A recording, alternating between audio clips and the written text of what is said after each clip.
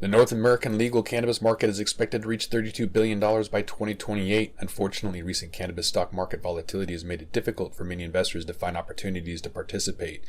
Pure Verde Cannabis is in position to become a leader in the pharmaceutical cannabis movement through technology, innovation, and growth.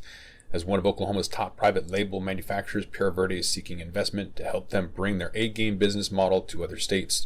To learn more about investing in Pure Verde, their 13 brand private label brands, and the advantages of being located in Oklahoma, go to pureverdecannabis.com/investors. This is not financial advice. Before making any investment purchases, we strongly recommend that you consult with your own financial investment advisor. If you're like a lot of the cannabis executives that I talk to, then you know the struggle. Finding the right talent in the cannabis industry is not easy. Hiring in the cannabis industry is complicated, and the traditional job boards aren't going to tell you everything you need to know about the candidate. Are they badged? Are they reliable? Do they really know their stuff? That's why leaders at the top cannabis companies turn to Vanx. Vanx provides all the tools you need to make the right cannabis hires from one central intuitive dashboard. So whether you're looking for on-demand temporary employees or seasoned executives, Vanx is your one-stop shop to find qualified, ready-to-go workers that are the right fit for your company. So visit Vanx.com, that's VANGST.com, to learn more about Vanx gigs, vetted, and marketplace products, and find out why they're proud to work in cannabis. Coming up on We Talk News this week, over 70% of Americans support President Biden's initiative to reform federal cannabis laws, while industry reaction is mixed. U.S. Health and Human Services Secretary Xavier Becerra is already working with the FDA to review cannabis's federal scheduling status. Major League Baseball welcomes Charlotte's Web as their first official CBD sponsor. Everything's gonna be alright. Everything's gonna be alright. So don't cry. 3 days of very high lifestyle show was a huge success in Boxborough, Massachusetts, filled with celebrities and entertainment. All that and more on We Talk News with Elena Pinto next. Pro Cannabis Media original content is sponsored by Revolutionary Clinics, with 3 locations in the greater Boston market where the medical patient comes first. And by Green Goddess Supply, your online paraphernalia superstore and the home of the Armoire Indoor Growing System. And by Holyoke Cannabis, the sponsor of the Massachusetts Cannabis Report. And by TCP Lighting, grow like a pro with Style Lighting's LED Grow Kit. And by Charles River Insurance, your experienced insurance specialist for the cannabis industry. And Green Spoon Martyr, one of the most respected law firms in the cannabis industry. We are Pro Cannabis Media.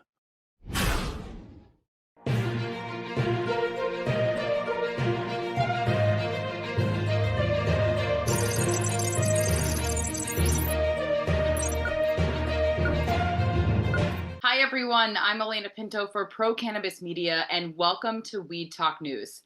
It's been a week since President Joe Biden announced he would award pardons to those with federal cannabis charges and asked the federal government to reconsider the schedule status of cannabis. And 7 days into this call to action, a new poll from Politico shows nearly 2/3 of American voters support that move, and 69% saying they'd like to see the classification of the plant change under federal law. But upon further investigation into what this move actually means, outlets like the Washington Post found that no one is actually currently in federal prison for simple cannabis possession. The pardons, however, will help clear some level of charges for at least 6,000 people and help victims of the war on drugs. Benzinga also reports the pardons will apparently not help military members, but will increase the number of people eligible to apply to join the service. Vice President Kamala Harris appeared on Late Night with Seth Meyers this week, where he gently pressed her about what else can be done beyond calling state governors to make the same move. So we start with that, and then we are, to your point, urging, and the president has been very clear, we're urging governors and states to take our lead and to pardon people who have been criminalized for possession of marijuana. And ultimately, though, as with so many issues, if Congress acts, then there is a uniform approach to this and so many other issues. But Congress needs to act. We're 29 days away from the midterms. ask who you're voting for, where they stand on this, and I encourage you to vote accordingly. It looks like some lawmakers at the state level are ready to consider some change. This week, Kentucky Governor Andy Beshear said he's actively considering possible cannabis clemency actions the state can take. And he's directed a review of state level cannabis cases to inform future steps. He's also encouraging people who've been convicted over marijuana alone to apply for a pardon. Let me just say, nobody should ever go to jail for simple possession of marijuana. And right now in Kentucky, they don't. It could be that charge is with a bunch of other more serious charges. But to our knowledge, there isn't anyone in jail or prison in Kentucky right now solely for the simple possession of marijuana. Obviously, the charge could potentially do that, and there is, I know, a real concern by folks about that. But while we're analyzing this, anybody out there who this is the only thing on their record, go to our website and apply for a pardon. A handful of other states have already expanded their expungement processes as of recent. And Marijuana Moment does a great job of breaking down where each state currently stands on that decision. While many are applauding this move from the White House, one congresswoman is calling on the president to do even more in his own backyard. Representative Eleanor Holmes Norton of the District of Columbia pointed out that because the district doesn't have statehood and is currently under a marijuana rider, DC does not have the authority to issue its own clemency. And now she's calling on the president to change that. Let's check in with Vote Pro podcast Phil Adams with more on what's happening on Capitol Hill this week. Hi, I'm Phil Adams from Vote Pro podcast, and this is the Weed Talk News DC report. The Fed now says that state legalization of cannabis has had a significant positive impact on the U.S. economy. A report published by the Federal Reserve Bank of Kansas City finds that the emergence of the legal cannabis industry has contributed to employment and created stronger demand for commercial real estate. These, along with the growth in retail sales of cannabis, have generated significant tax revenues in legal states. The report also recognizes some challenges faced by the burgeoning cannabis industry, most notably the lack of access to traditional financial services due to federal prohibition. A federal court ruling could create a safe haven for cannabis paraphernalia imports in legal states. The U.S. Court of International Trade has ruled that state-level legalization provides an exception to the ban imposed under the Controlled Substances Act. That law defines drug paraphernalia as virtually anything intended to facilitate the introduction of a controlled substance into the human body. The case was brought after U.S. Customs and Border Protection denied the import of cannabis trimming equipment from Canada to Washington State in 2021. The plaintiff, Iteros Technologies USA, argued that federal law protects the importation of items authorized by local, state, or federal law. The court agreed, saying that the CSA clearly creates a statutory exemption for anyone authorized to manufacture, possess, or distribute such items. While the Justice Department is expected to appeal the case, Iteros is hailing the decision as a huge win for the cannabis industry. That's the Weed Talk News DC report for this week. I'm Phil Adams from Vote Pro Podcast. Meanwhile, Health and Human Services Secretary Xavier Becerra has already said publicly he's looking forward to working with Attorney General Garland to answer the president's call to action to review how marijuana has scheduled under federal law. And we will, of course, keep you updated on any scheduling changes that may happen. While we wait to see if more expungements happen at the state level, some of them are at least considering the legalization of medical or adult use cannabis. Could it happen in Pennsylvania? Claudia Post takes a closer look at where the Keystone State stands on legalization and pardoning prisoners. I'm Claudia Post from Scarlet Express, and I'm right here in the Keystone State, Pennsylvania, reporting for Weed Talk News. First up, could 2023 be the year of legal weed adult use in Pennsylvania? Maybe, but don't count on it. kind of pessimistic. While all of the states around us have legalized adult use, we have failed to do so. So what's holding it up? Well, what's holding it up is Pennsylvania, which is what I call Pittsburgh and Philadelphia, with Pennsylvania in between. You have a lot of people in the middle of the state who still think that marijuana is a gateway drug. But of course, they're going to have their cocktails, drink to their heart's content, get hammered, and that's okay. I don't know. I don't get it. So there are Democrats and Republicans in the middle of the state who do not want to see adult use legalized. Now, what are we missing? We're missing a lot of revenue, of course, because there's SEEP over the borders. People are going to go to New Jersey like they're doing now, and they're going to go to a rec store and they're going to buy it and then bring it back. Of course, they used to do that with alcohol, as I recall. Anyway, that remains to be seen, and it is going to be an issue in the upcoming midterms. As we all know, on Thursday, President Biden pardoned thousands of people convicted in the federal courts of marijuana possession and urged states to follow his lead. Our governor has been pro-cannabis from the beginning. And he said that he had coordinated a pardon effort, but that under state law, he doesn't have unilateral pardon authority. Again, the issue will likely come up for the next governor in Pennsylvania. We have two diametrically opposed opponents. One is Mastriano, who under no circumstance wants legalized adult use, and his Democratic opponent, Josh Shapiro, absolutely supports legalizing marijuana for recreational use. Of course, Mastriano would not respond when requested from the Inquirer, our main newspaper here, about what his thoughts are, but of course, that's what he always does.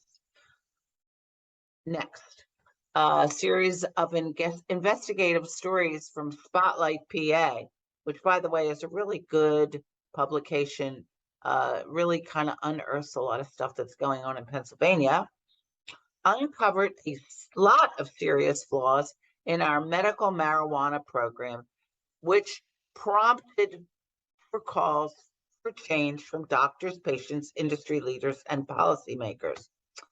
So here's what they found. Misleading or dangerous tactics by cannabis business, unequal advertising rules, legal gray areas for workers and employers, and inconsistent enforcement by the administration. What's included in the report? First, a review of more than 60 websites revealed that some cannabis companies made statements that multiple health policies and addiction treatment experts call misleading, incorrect, or dangerous.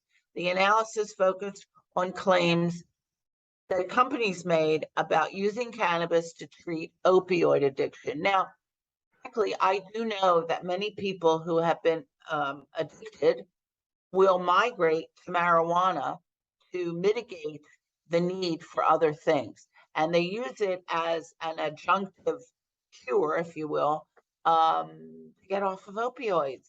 I mean, wouldn't you rather smoke weed than, oxycodone? But of course, that's legal. So the other thing is, secondly, patients in Pennsylvania need approval from a physician before they can buy cannabis at dispensaries.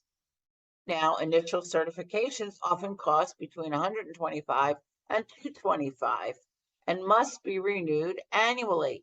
Of course, that's a cost to people, and a big one. But unusual advertising restrictions and inconsistent enforcement have given an advantage to largely unregulated businesses, meaning they can charge whatever they want. Meanwhile, an individual physician working on their own in a small practice are not allowed unless they're designated by the state. Lastly, a review of more than a dozen state and federal lawsuits show how medical marijuana patients in Pennsylvania are being denied work, demoted, or fired for using the drug. Employers and workers alike have asked for greater clarity, but the legislature and the governor have so far failed to explicitly outline the rights, which makes absolutely no sense. So you could smoke marijuana, you could get you can get the card, but then you could get fired because you smoke marijuana. I don't know. It's kind of a bizarre thing. Well, that's a wrap from Pennsylvania. I'm Claudia Post for Scarlet Express, and I'll be back next week to talk about what's hot and what's not in Pennsylvania. From We Talk News, have a fabulous week. Arkansas is another state looking at legalization this year, specifically for medical use. But the campaign to do so may not be going quite as planned. The Arkansas Advocate reports the city of Little Rock sent a cease and desist letter to a group sponsoring Arkansas's recreational marijuana ballot initiative, demanding the group take down an ad they say depicted Little Rock police officers. Brave men and women in law enforcement deserve our support. You can vote to support our law enforcement by voting for Issue 4 this election.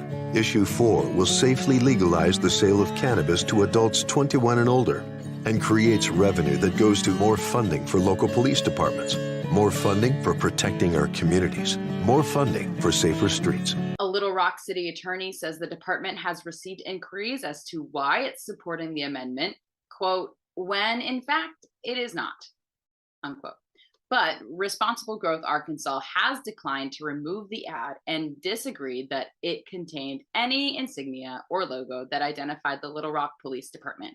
Also in the South, dozens of licensed cultivators in Mississippi have plants growing.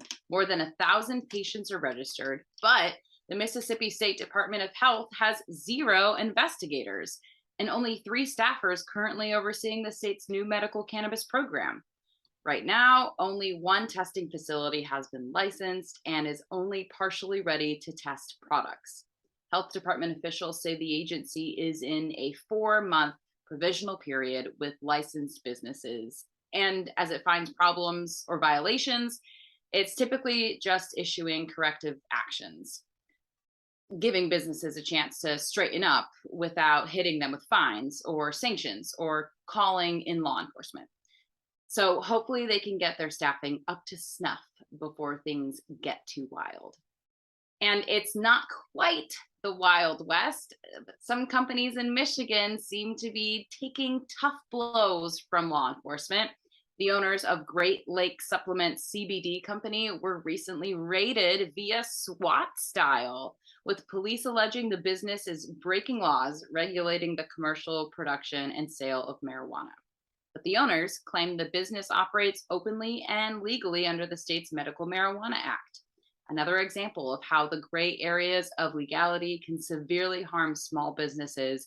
And another medical-only shop, this one in Detroit, is suffering some legal penalties as well. Michigan Normal Executive Director Rick Thompson has the details. Hello again, everyone. This is the Michigan Report with Rick Thompson on Weed Talk News. Let's begin. Well, the AAA just held their first ever impaired driving summit at their Dearborn headquarters this week. Here's some highlights. We hate cannabis. Alcohol causes more driving fatalities than drug driving. We hate cannabis. The number of drug drivers on the road is increasing, and even though the numbers don't define how many people were using cannabis versus opioid drugs, we still hate cannabis. There you go. Now you're all caught up. By the way, this group will be pushing for more oral swab testing on the roadside for drivers suspected of having used drugs. You've been warned. On Tuesday, the cannabis community rallied on the steps of the Capitol building in Lansing, and it was spectacular. The weather was fantastic. The Capitol building allowed us to have tents, and boy, there were tents. More than 30 people spoke, including Senator Irwin, Adam Brook, the head of Indiana Normal, the Independent Party's candidate for governor, Dr. Whitty spoke, and many others, including myself. Regulated market brands, They had tents right next to unregulated market brands, and everyone worked together in harmony. Now, both regulated and legacy markets will always coexist. So why not just get along? Which was the theme of the day anyway. And in our final story, well, let's run through all the cool kid phrases, shall we? Cheater, cheater, pumpkin eater, liar, liar, pants on fire. Getting caught is a pain, said the House of Mary Jane. Yes, one of Detroit's medical-only facilities was busted a year and a half ago for having duffel bags and backpacks full of unlicensed and untracked cannabis inside their licensed provisioning center, and they're just now getting penalized for it. In May of 2021, the Marijuana Regulatory Agency inspectors made a surprise inspection at the House of Mary Jane facility on James Cousins in Detroit, and they found loads of untagged, non-metric cannabis. Now, by law, state regulators are not given the authority to seize anything, so they had to leave it all there with strict orders to preserve all those bags full of evidence of cheating, and then also preserve the last 30 days of video surveillance, which could also be called evidence of cheating. Guess what happened when investigators came back 5 days later? Yep, all the evidence of cheating was gone. I am so shocked. It took 7 months from May of 2021 until December of 2021 for the Marijuana Regulatory Agency to issue an order outlining the violations, which is too long. And it took from December 2021 until October of 2022 to negotiate the penalty House of Mary Jane agreed to, which is way too long. Our Cannabis Regulatory Agency has promised to step up enforcement actions against licensed cannabis companies who cheat, but the CRA needs to step up their standard operating procedures to adjust for these procedural failures and unnecessary administrative delays. Now, for all that cheating and deleting and misleading, the House of Mary Jane, they got a $75,000 fine and a 30-day license suspension. It took 17 months for this whole scenario to play out. The system needs to work better. And that's it for the Michigan Report with Rick Thompson on Weed Talk News. Back in the US, California's cannabis market has been struggling for years. And this week, the state's attorney general announced that nearly 1 million illegally grown plants and more than 200,000 pounds of processed cannabis were seized by state authorities during the 2022 season alone. The attorney general said, quote, California has the largest safe, legal, and regulated cannabis market in the world, but unfortunately, illegal and unlicensed grows continue to proliferate. And many still argue the state's tax infrastructure is to blame for a large part of that. So let's travel north now to check in with Marianne Kersagi for this week's Oregon Report. I'm Marianne from Alibi Cannabis with this week's Oregon Cannabis Report for Weed Talk News. Rapper Wiz Khalifa is coming to Oregon. Hotbox out in Ontario, just a stone's throw over the Snake River from the Idaho border, is hosting a free community concert October 15th. Definitely worth stopping by if you are in the area. Oregon's Governor Kate Brown is rated last, according to Morning Consult. So President Biden is coming to town this weekend to garner support for the Democrat running for governor. If you have an extra 10 grand, you can get a photo with him. Wild, the #1 cannabis edibles brand, which is based in Oregon, is launching a new line of solventless gummies. Due out in Q4, these look delicious. That'll do it for the Oregon Report this week. I'm Marianne with Alibi for Weed Talk News. Even further north in Washington state, the 8th Annual Cannabis Summit was recently held, where our own Josh Kincaid spoke on a panel discussing efforts to bring cannabis cafes to the state. I'm Josh Kincaid from the Talking Hedge with the Washington State Cannabis Report for Weed Talk News. Washington just had their 8th Annual Cannabis Summit. I was on a panel for a cannabis consumption lounge. It's still a Class C felony to maintain or operate a cannabis lounge in Washington State. But that was just one panel. So it was called Foundations and Futures, the 8th Annual Cannabis Summit. Started off with a welcome opening from the director And the keynote was Representative Shelley Kloba, who has been really helpful in my bill that I wrote to overturn that Class C felony on maintaining and operating a cannabis lounge. So Representative Kloba was in the House, and she's helped push a lot of our bills as well. There was a tribal innovation panel that was really interesting, and so I got to chat with the gal afterwards about tribal cannabis. Hopefully, we'll get in to go and see one of those facilities and talk about that later on in the year. There was an equitable capitalization and commerce panel. Very interesting. All of these things can be found at the cannabisalliance.us. After lunch, we got to speak from a gal who was in jail for 87 years, and that's what the name of her company is called, is 87, Evelyn LaChapelle. Really interesting. Then it was the social consumption lounge, where we talked about how to generate enough revenue, some of the obstacles that we needed to overcome, what's happened in the last 3 years since I've written the bill, COVID, pretty self-explanatory, and what we needed to do to move forward. After my panel, there was the Building Bridges to Safe Medicine panel, followed by the closing keynote for Dr. Sue Sisley, who everybody should know. Dr. Sue Sisley is on a lot of panels. So that was it. It was very interesting. Next week, you guys can find out more about Washington State's cannabis scene. But with that, we're going to have to roll up this Washington State Cannabis Report. I'm Josh Kincaid from the Talking Heads, reporting for Weed Talk News. Don't forget to like, share, and subscribe, or don't, and I'm out. Traveling to New England now, we're nearly 2 weeks into recreational weed being legal in Vermont. And companies are reporting a big response for retail, with lines out the door and wait times nearing an hour. Jessie Lynn Dolan has the latest from Vermont this week. I'm Jessie Lynn Dolan from Nurse Grown Organics and Vermont Cannabis Nurses, and this is the Weed Talk News Vermont Report. 7 new licenses were approved at this week's Vermont Cannabis Control Board meeting, including 4 retailers, 2 indoor cultivators, and 1 manufacturer. Since April, the Cannabis Control Board has held 147 public meetings. In this week's meeting, they clarified staff roles and advertising guidelines. All social media advertising posts must meet the advertising guidelines specified in Board Rule 2. The goal is ensuring that advertisements maintain child-friendly standards. With some of the legislatively mandated strictest advertising in the country, the board has made advertising violations some of the most serious offenses in the industry. Contrary to popular rumors, the board will not be closing the applications for retail licenses and would give adequate notice if they decide to do so.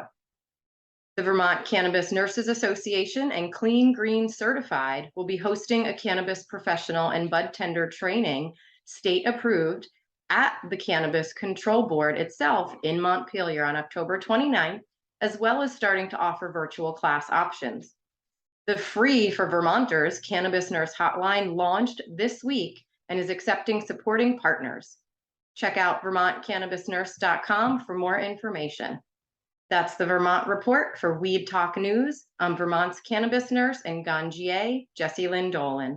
The Massachusetts Cannabis Control Commission held a public meeting this Thursday, and one of the main topics of interest involved the commission's new chair. Weed Talk News producer Tori Chamberlain has the details in this week's Bay State Report. Hey guys, this is Tori Chamberlain with the Massachusetts Report this week. And the Massachusetts Cannabis Control Commission held a public monthly meeting this week that got pretty interesting.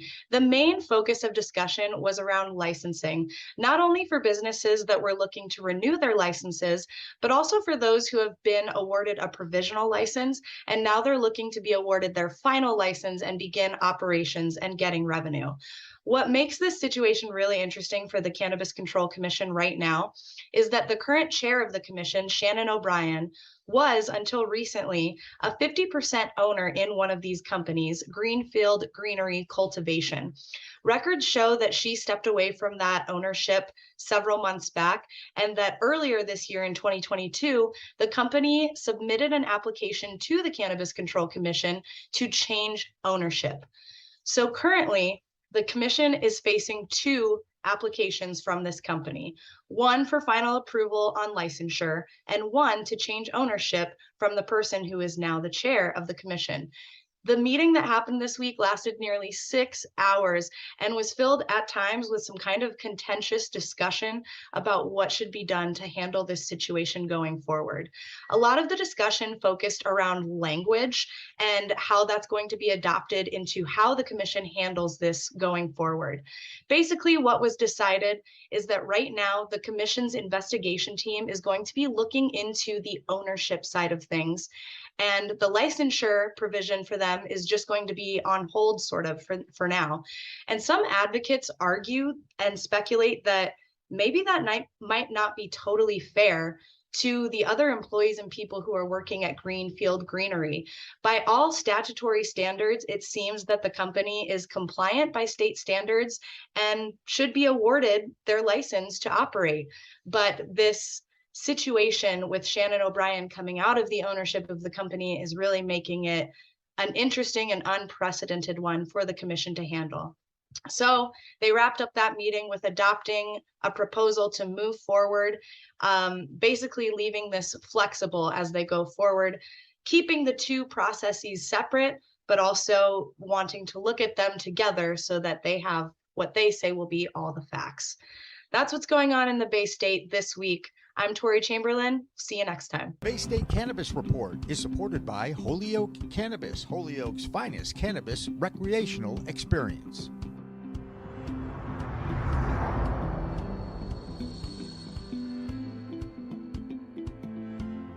Also here in the Bay State, last week, we gave you a sneak preview of the High Lifestyle event in Boxborough, and our own Jimmy Young has the inside look at all the celebrities and community that turned out for the event. Everything's gonna be alright. Everything's gonna be alright. So roll my boat right. Oh no, don't shed your tears. Oh no, Billed as Nican Presents, Gary Sommer's production of The High Lifestyle Show. And it was the Whalers concert at the Boxborough Regency that was the big highlight of the High Life cannabis-friendly trade show and arts festival. Indian hemp arrives on ships, tinctures for white American lips.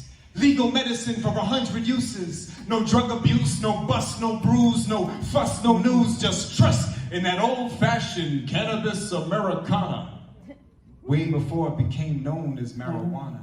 That's Cannabis, a Viper vaudeville. This exceptionally talented group from New York shared the musical history of cannabis as they headlined the first night of this show for the so-called highly functioning people. be set free. This old rocking chair ain't never gonna get me. Cause when I get low, I get high. Let's get high, boys. Speaking of parents, both you and Tommy are now working with your adult children. How rewarding is that? How much fun is that? It is really great, to see them develop with their own mind. Joey, my son, who's here tonight, I don't know where he is. It's tough to see through these lights, you know that. I feel like an interrogation. Yes, that was the legendary Cheech Marin. He was the headliner interview on Sunday. And John Provost, a Hollywood legend who started his career as Timmy on Lassie. And he's been around Hollywood royalty for decades. Got a phone call a year ago from a young man who just finished a sci-fi story movie that he was doing. And he calls and he says, we'd like you to do the voice of a robot in our new sci-fi movie. And I'm going, well, I've never done. Now, June Lockhart, when she left the farm, she went to outer space. Well, I'm finally going to find out where she got lost, So, it just goes on and on. So I keep playing. That's great. The Land of the Moonshins, I created in '79. It was a comic strip that I did in the newspaper. And then there's Bill Diamond, another legend, this time as a TV producer, puppeteer, and creative genius who entertains wherever he is. Everybody's favorite Christmas character, the Grinch, is here. And the reason the Grinch is, well, we all grew up with it, of course, but I'm good friends with Sarah Karloff. And her dad did the narration, the first Grinch. So when they were doing a Chuck Jones tribute, I was going to do a Dr. Rock thing out in Vegas. They had Chuck Jones there. And so we were going for the 50th anniversary. And one of those elements was Sarah's dad. And so I talked to Sarah about it, and then we unveiled the Grinch over there for the 50th anniversary. So we built a full size and played Boris's narration. And this way Sarah could always tell, the story about her dad, which she kind of learned from us. Now, I have a puppet of Boris Karloff, which when I started Monster TV 20 years ago, I went to Sarah and I said, what do you think? When we hung out for a while. And so I created the Karloff puppet. And basically when Karloff would talk, he'd go, oh, no problem, my dear friends. We'd simply be there with the Grinch. Now, I won a Grammy for that. The problem is that little thing they gave me was just a doorstop. and she loved it. And so we wound up doing this project together, and everyone loves the Grinch. Weed, music, highly functioning people, arts, and business. Kind of a normal weekend for the cannabis industry. From Boxborough, Massachusetts, Jimmy Young reporting for Weed Talk News. That does it for Weed Talk News this week, everyone. Remember, it's a whole new world of weed out there, so use it wisely. I'm Elena Pinto for Pro Cannabis Media, and we'll see you next time. With that, we're going to roll this one up. I'm Josh Kincaid. This is The Talking Hedge. Don't forget to like, share, and subscribe, or don't, and I'm out. Don't forget to smash that like button on your way out, and check out these other videos that we've got.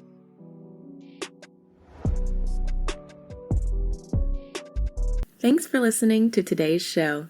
To check out more great cannabis podcasts, go to podconnects.com.